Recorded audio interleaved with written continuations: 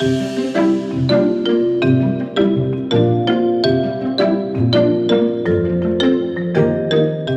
and you're very welcome to Transform, the Digital Government Podcast. I'm Maeve Neefsey. In this episode, we speak to Dr. Sandra Collins of UCD Library and former director of the National Library. Amongst other things, Sandra talks about her 50 conversations with stakeholders she had to go through, or rather she experienced, to make things really happen. So over the 21 years of the Ireland eGovernment Awards, we've had some very high drama.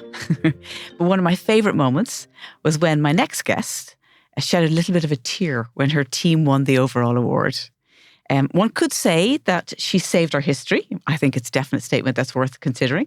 She's brought millions of new visitors to the islands of Ireland, and she's helped thousands of us find out who we really are.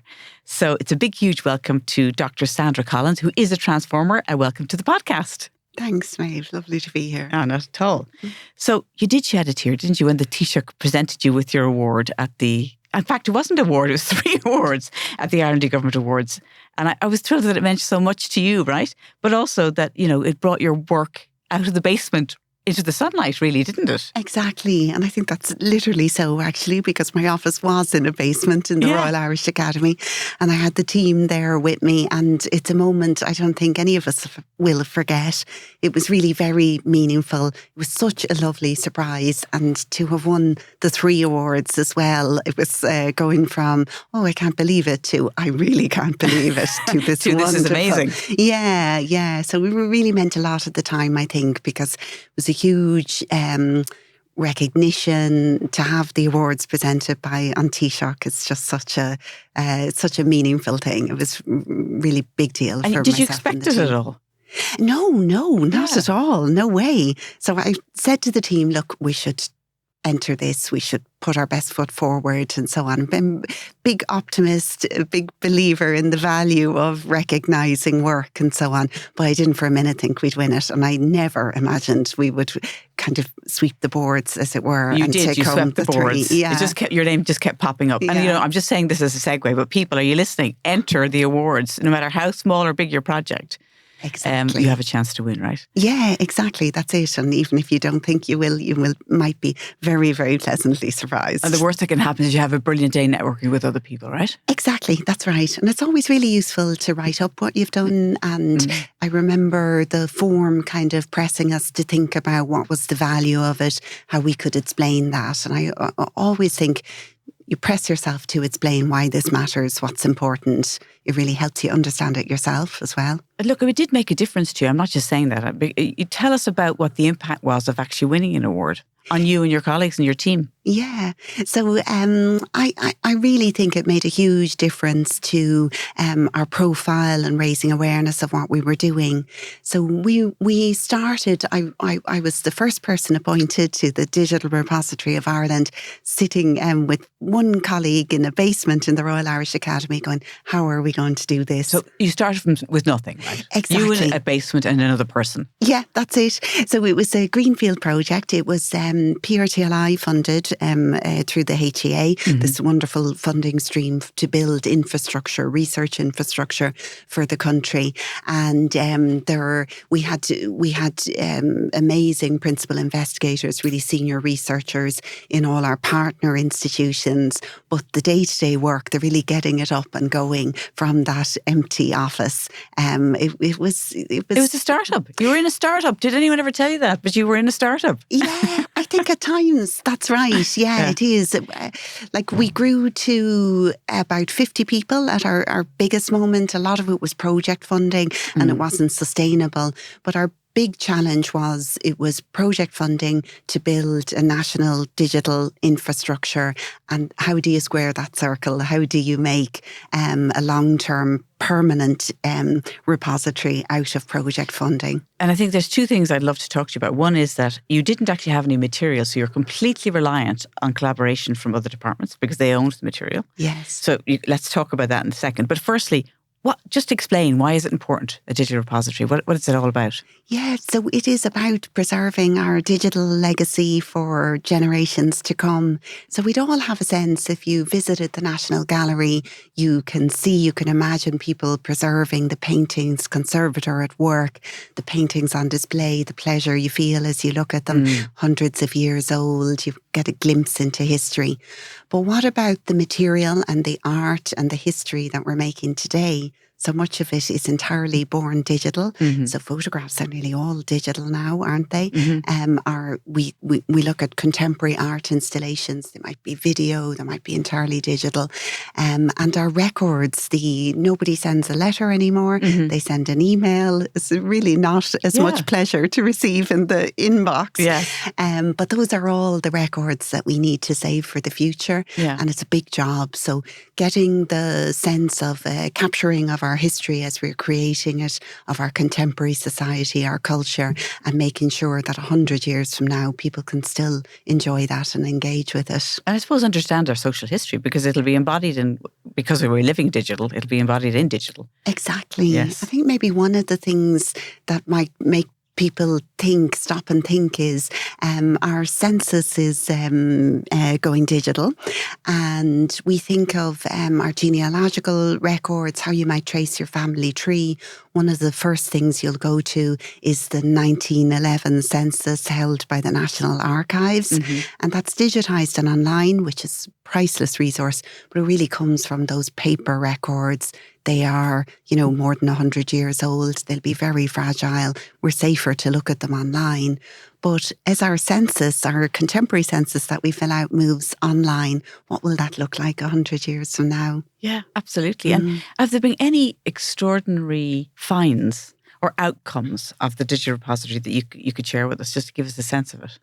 So I think it's one of the things I really love about it is the work with local or community groups that are capturing the heritage of their locality, their county, and knowing the value of that and what they add to it through their local understanding really puts it in a context. And a lot of the local and community archives have worked with the digital repository to all the expertise and the skill and the stories come from the locality. And now, if that material can be deposited in the digital repository, it sits side by side with material from the National Library, the National Gallery, and it is kept safe for those generations to come. What could that be, for example? Could it be an interview with somebody locally about the community, or what might it be? Yeah, so something I really like to see is when we think of capturing our history or our archives and records, they will often be the voices of men. So we think of historical figures, thinking of the decade of commemorations, the things that we saved and we thought valuable and that tell the story of our nation are often the letters, the archives, the records of men.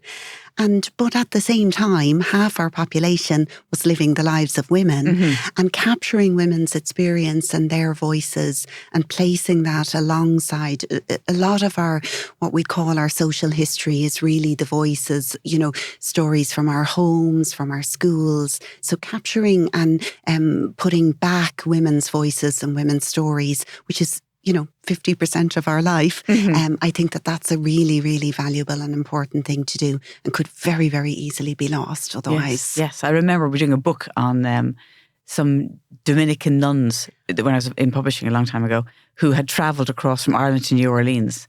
And the book was all about, it was built by Margaret McCurtain. It was all done from the letters. And if they hadn't been that archive, it was hugely insightful, because those people lived a completely freer life than if they were stuck in the convent in Ireland. And it was quite an eye-opener. So I understand adding that value. Yeah. And then, was it soon after that you moved into the National Library? And my understanding in the National Library, which hopefully came out of you doing the digital repository, that new role, is that you were looking at a lot of our records were lost, really weren't, when the Custom House fire. And you were finding a way to try and replace that information so that we knew a little bit more about births, deaths, marriages, etc. I mean, Yes. was that one of the projects you were doing? Yes, so a few things together there. So after the Digital Repository of Ireland, I left it in incredible safe hands with my wonderful colleague who was with me winning the award, Natalie Hauer. Yeah. And one of the brilliant things, which I suppose that you couldn't say it follows directly from the awards, but I really do think it played a part, is that the digital repository then secured long-term funding and is thriving now, looking at a permanent future. Yeah, Fantastic. So it's fabulous, Yeah. fabulous. So then when I moved to the National Library, there's lots of work to do there. The records of the National Library, more than 12 million items in these unique and irreplaceable. 12 million? Yes. So you could spend a lifetime working there. Where do you start? So some of the big projects we worked on there were digitising these unique papers that the National Library would hold. So a real success story was parish registers. So a previous staff of the National Library had travelled the country to collect copies of the parish registers in all the parishes. Okay. And really wonderful foresight of the library to have seen that this would be an important resource and bringing it together into the library and working with the church to do that. Now, having said that, then what you have is material in the library, and we're thinking, what can we do to make this more accessible so people can really explore and enjoy? And that's the digitisation. So that was a really big project to digitise the parish registers and make them freely available online. And in fact, the year that I started in the National Library, that project was underway, and I got to go to the eGov Awards a second time. And you won another award. Yeah. So, enter, everybody, enter. Exactly. That was a lovely outcome. But lots of other projects as well. Just before you leave that one, I love this one. I remember when I was speaking to you earlier and we were preparing for today, you know, you said there was some hesitation that they thought that if sometimes when files or digital repositories are going online, is that people feel it might change the number of people who actually come in physically. Yes. Isn't that right? Into the library or wherever. Exactly. But you a bit like people saying if they put GA on TV, nobody will ever come and watch matches in person, which is the opposite. It's just made GA more popular. Yeah. So what was your experience in terms of when you digitised repositories or whatever you call the properties, what happened? That's right. So there's lots of research that shows don't be afraid to digitise the material and put it online, because instead of people saying, oh, I saw that online, so I don't need to travel, in fact, you see that visitors know where to go and they will come, because really the digital is so useful for being able to access and research and enjoy in your home online. It's so immediately accessible. But people never lose the sense that they want to be in the presence of the object.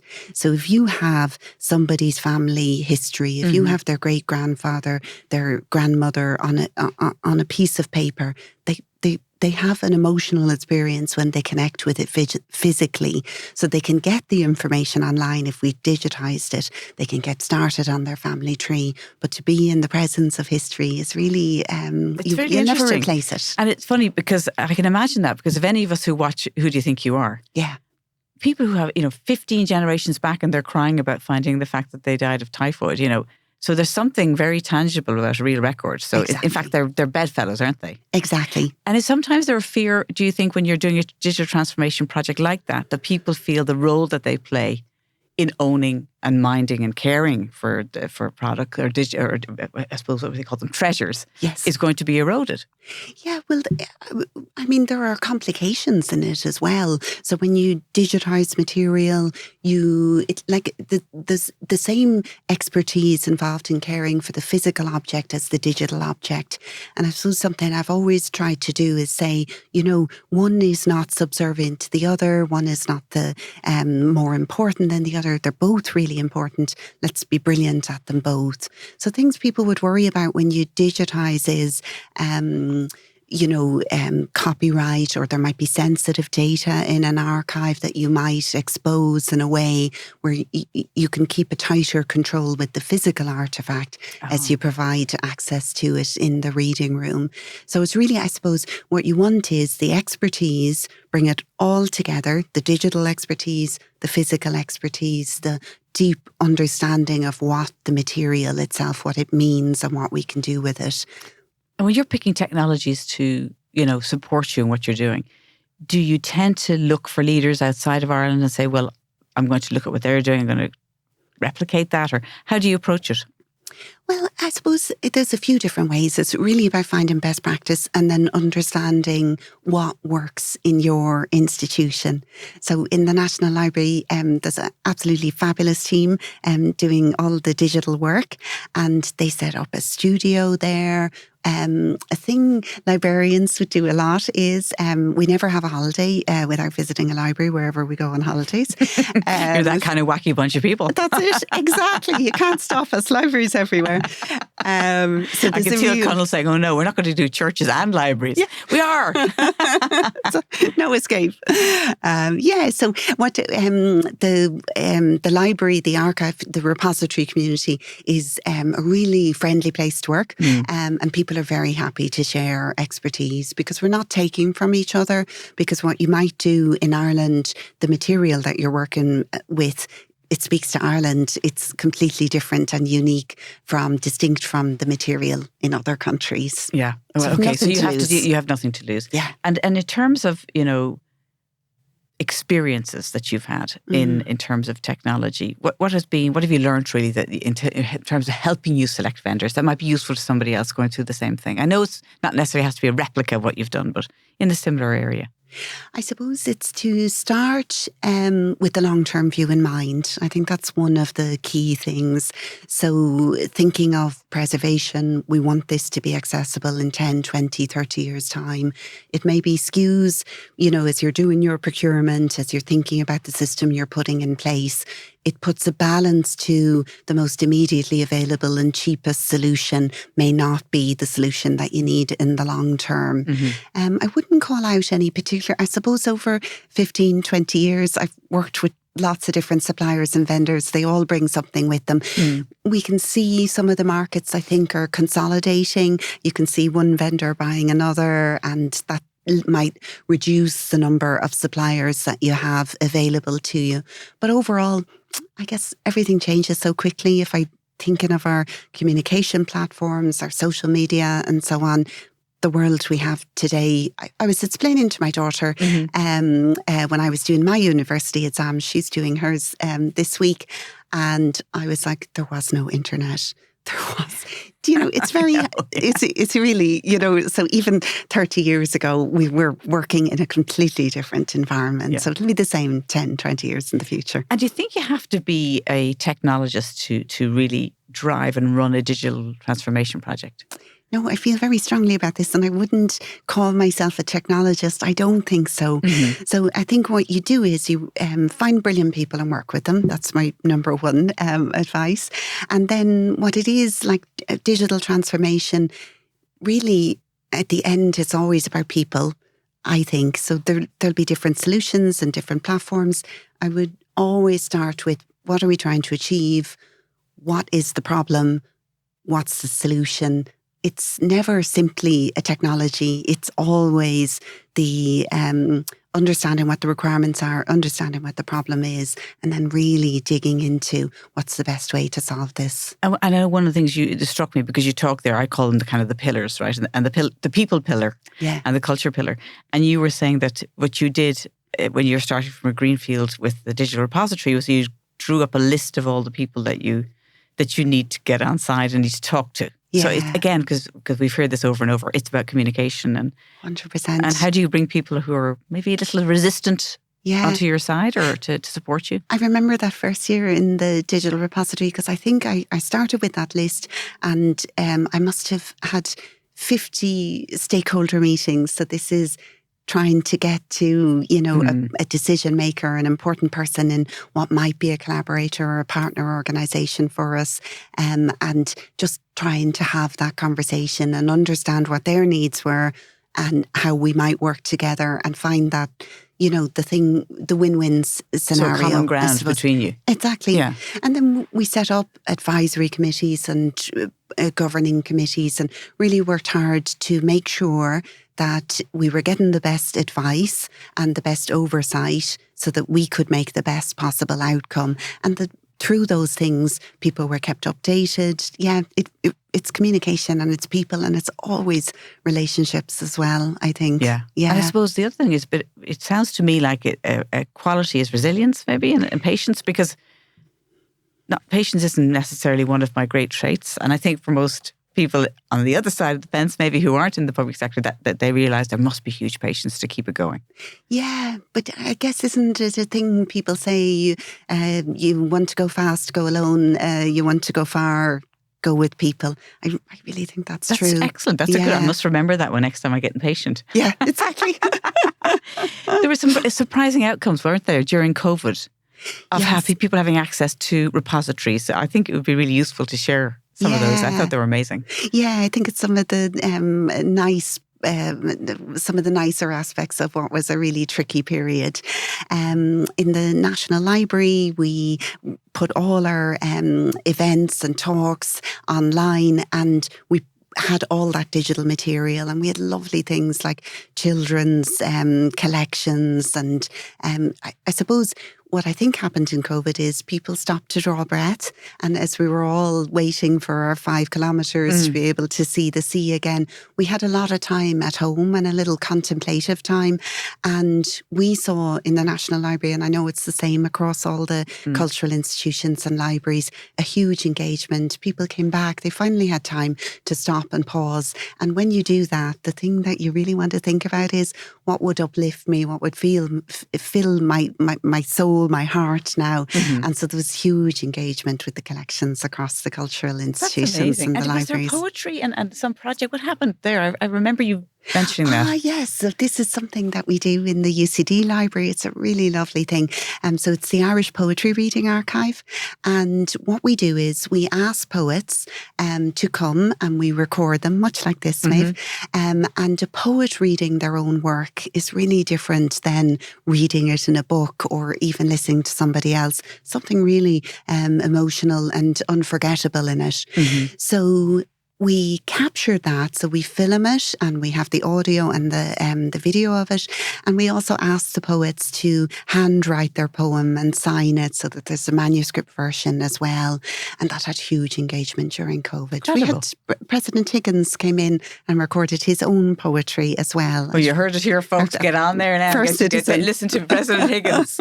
But look, let's talk about the future before we finish up, because I know you sometimes get a bit concerned about the future and the history. How is history going to be created in a digital world, right? Yeah. So we were talking then, and I think it's worth thinking about, where is the history or the social history, the memory of what happened with Trump? Yes. And where is it captured? Well, it's actually in a cloud somewhere, isn't it? So what are your thoughts on that? I don't want to preempt your thinking, because it's very interesting on that. Yeah, so this is the one that keeps me awake at night, I would say. Not the only thing, but one of them. So it's digital preservation. So it's thinking about if I went to the special collections, I would find a letter written by Pádraig Pearse, so our history of 100 years ago. But what does that look like for the big political figures, people who are making history today, because it's emails, it's hard drives, and they are so easily lost. So thinking now how we communicate and what is the equivalent of speeches or posters, political posters, ephemera and letters, and it's all online. It's all online. Yes. And who owns it? Yes, exactly. So this would be the big concern, I think, for libraries and archives. We have outsourced our online communication to big tech companies, to our social media companies, and we need to remember the difference between a public library, a cultural institution, and their the basis of their foundation is keeping these objects on behalf of people as a public good for as long as people want to engage with it. And the difference then with our social media companies, our big tech companies, of course, and rightly so, are driven by profit and, introducing innovation and testing things and so on. And that backward thinking, what we have done this year and the voices, all those voices out on social media that are the contemporary record of what life is like this year, 2024. There's no commitment to keeping that forever. It's interesting. It's a bit like the way in libraries or book publishers, we have to give a copy of a book, don't we, into the library, into the National Library, whatever library. So there's no agreement in place, I'm guessing, with the technology companies who actually host all of what's happening in our social history. Exactly. Is there agreement, or is there any negotiations going on? Or? Absolutely none. No, Maeve. And it's something actually that we worked very hard on in the National Library, which was to advocate for a legislative basis to capture all that material. So if you think of the internet and all the websites, I think there's about 250,000 Irish websites. What you want to know is that each year there's a record of those websites. Huge social histories, you say, cultural history, commercial history, all these things. And not only is nobody able to do that, there is no legislative basis to do it.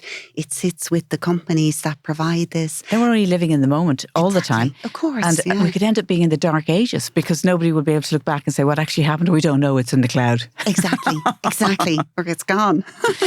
Well, look, I think there's so much more we could talk about. But I mean, if you have any kind of tips or nuggets that you think for other people who are facing digital transformation projects, or rather about to embark on them, any advice, any suggestions? I think it would be get started with the long-term view in mind. Make sure you have that parity of esteem, that nobody loses by bringing digital in. Everybody gains. If you can do it right and you can keep a long-term vision with it, we all rise together. Good. Well, we want to hear more from you, and I want to hear what next projects you're doing. And we hope you'll be at the Summit and the Awards on the 19th of September in Dublin. And we want to thank you so much for being a transformer and being on Transform, the digital eGovernment podcast. And thank you to everybody, particularly our producer, Conla Moran, station manager, Peter Rice, on sound Lee Brennan, and we're here at the South Dublin Podcast Studios. And of course, our wonderful photographer, Julia, I'm going to try again, Valkurkovic. So thank you, everybody. And thank you so much, Sandra, for being here. I really appreciate it. Thanks, Maeve.